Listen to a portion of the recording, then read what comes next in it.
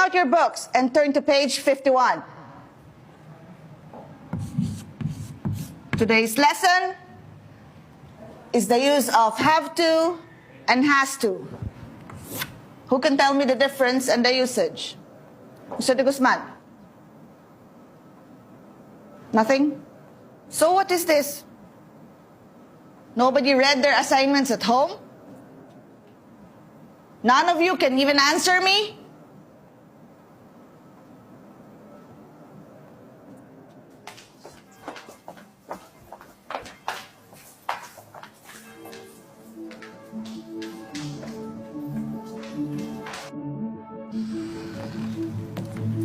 Why are you late, Mr. Tolentino?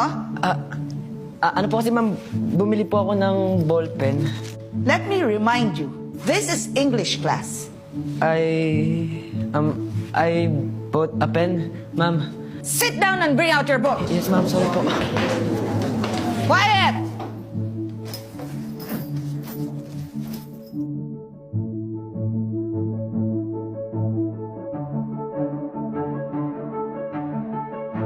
Yan si Ma'am Evangelista.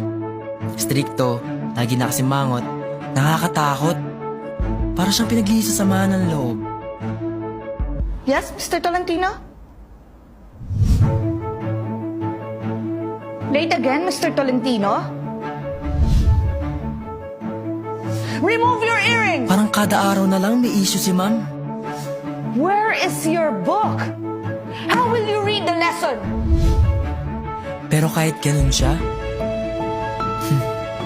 siya pa rin ang favorite teacher ko.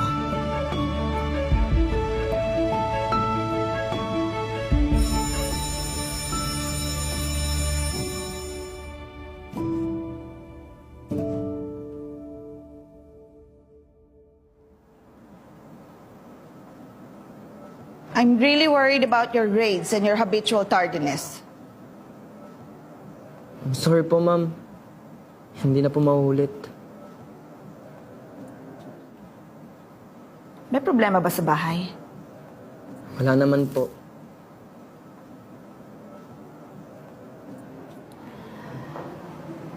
Nandito lang ako pag kailangan mo ng kausap. Ako ang nanay mo sa school.